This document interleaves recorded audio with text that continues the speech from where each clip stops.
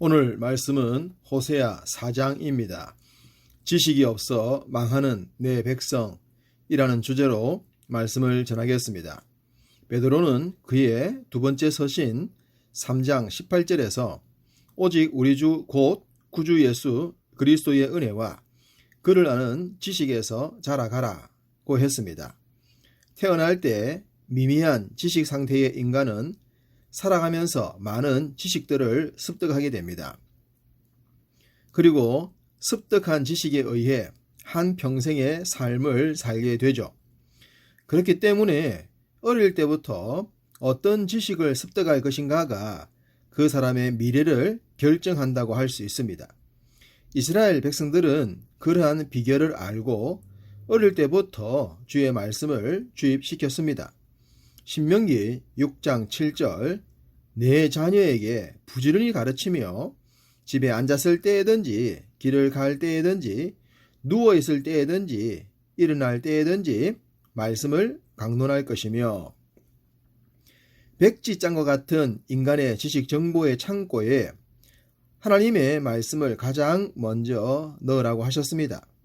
그것이 어쩌면 현재까지 유대인들이 세상을 움직이는 결정적인 힘이 아닌가라고 생각할 수 있습니다.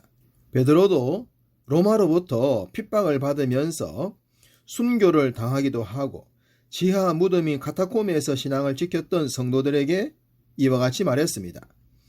당시의 관점에서 보면 실패자와 같았던 성도들이었지만 그들에게 세상에 잘 적응하여 살라고 하지 않고 예수 그리스도의 은혜와 그를 아는 지식에서 자라가라고 했습니다.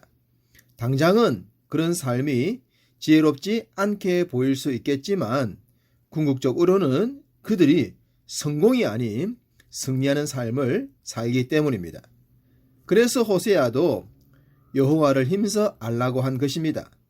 앞으로 보시게 될 6장 3절에 그러므로 우리가 여호와를 알자 힘써 여호와를 알자고 했던 것입니다. 대충 알지 말고 힘써 알라고 했습니다. 최선을 다해 알라고 했습니다.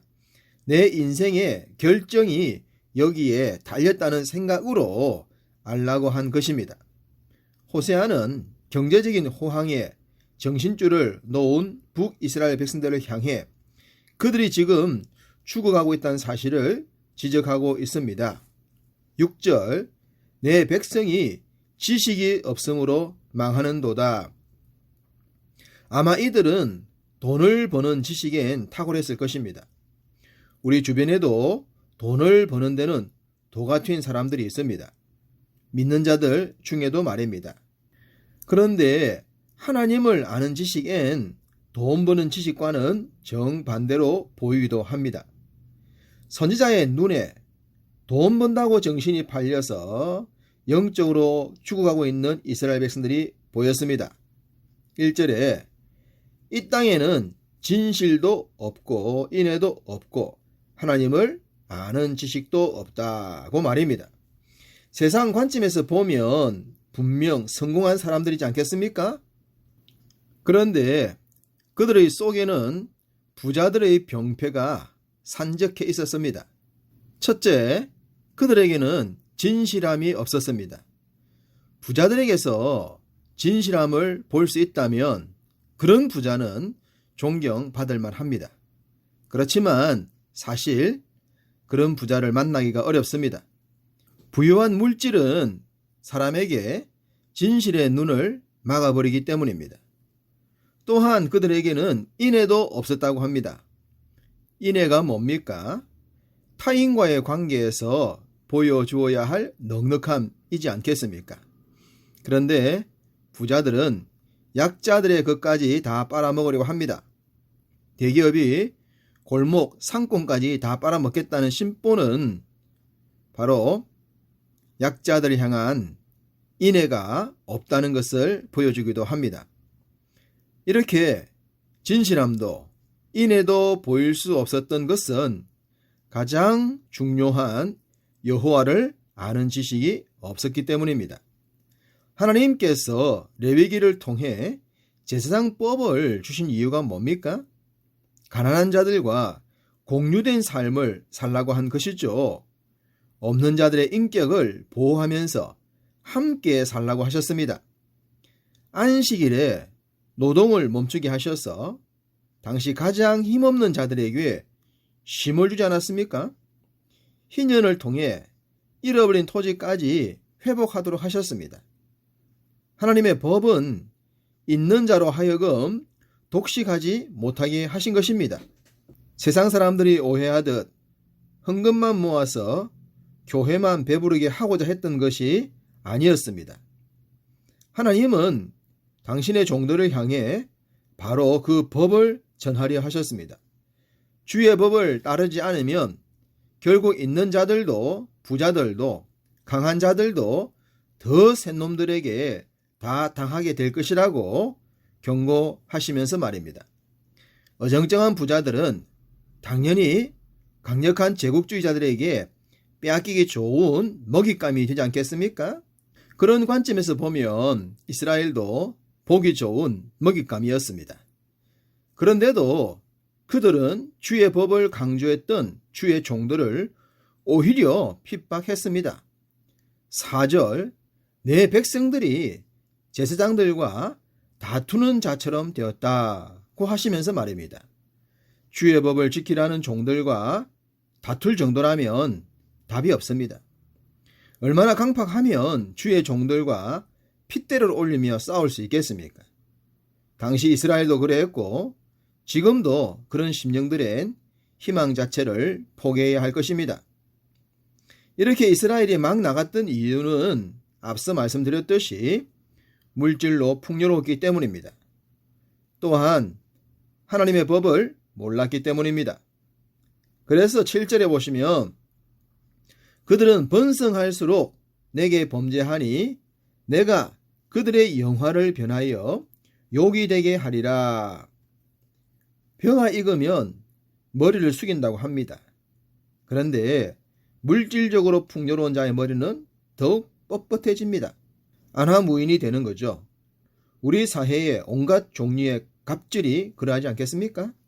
돈 좀 나가는 아파트에 살면 관리인에게 함부로 해도 되는 겁니까? 잘 될수록 더욱 겸손해서 더 잘 되게 해야 할 텐데 이스라엘은 그 반대의 길을 가고 말았습니다. 그렇기 때문에 하나님은 그들의 영화를 욕된 것으로 바꾸시겠다고 하십니다. 암요, 바꾸셔야죠. 물질의 정신이 팔려서 인간관계를 욕되게 하고 하나님의 영광을 가린다면 반드시 하나님께서 개입해 주셔야 합니다. 6절 중반절에 나도 너를 버려 내 제사장이 되지 못하게 할 것이요 내가 내 하나님의 율법을 잊었으니 나도 내 자녀들을 잊어버리리라. 이스라엘이 행한 대로 갚겠다는 말씀입니다. 물질을 잃고 나면 진짜로 중요한 것이 무엇인지를 볼 수 있기 때문입니다. 사람들과 함께함이 얼마나 좋은지를 알게 되고 하나님을 경배하는 삶이 얼마나 복된지를 깨닫게 됩니다. 19절, 바람이 그 날개로 그를 쌌나니 그들이 그 재물로 말미암아 부끄러운 일을 당하리라. 날개가 달린 바람 보자기가 날아와서 그들의 모든 것을 싸잡아 갈 것이라고 하십니다. 이 9절에서 재물은 물질이 아니라 제사에 사용된 그 재물이라는 단어입니다. 세상 물질을 얻기 위해서 우상을 찾고 그 물질을 잃어버리지 않기 위해 우상을 찾는 그 사람들의 그 재물, 그것을 다 제거하시겠다 하십니다. 그리고 그 세상적 물질을 유지하기 위해 그들은 얼마나 많은 부정한 방법들을 동원했겠습니까? 그런 것들이 바람과 함께 사라짐을 당하게 될 것이라 하십니다. 요엘 1장 4절, 팥종이가 남긴 것을 메뚜기가 먹고 메뚜기가 남긴 것을 너치가 먹고 너치가 남긴 것을 황충이 먹었도다. 이런 재앙이 닥치면 그야말로 끝장입니다. 이런 끝장을 당하지 않도록 하나님은 경고하셨고 깨닫도록 하셨습니다. 오늘 본문 시작은 이렇습니다. 1절 이스라엘 자손들아 여호와의 말씀을 들으라. 할렐루야. 주님께서는 볼 수 있는 눈과 들을 수 있는 귀를 가진 자가 복되다고 하셨습니다. 세상의 이치를 알고 방법도 안다면 당연히 영적인 지식도 충만해야 할 줄로 믿습니다. 우리에게 들으라 말씀하시는 그 하나님의 말씀을 기억합시다. 그리하여 오늘도 주를 아는 지식으로 땅에 허락하신 모든 삶에서 너끈하게 승리하시기를 주님의 이름으로 축복합니다.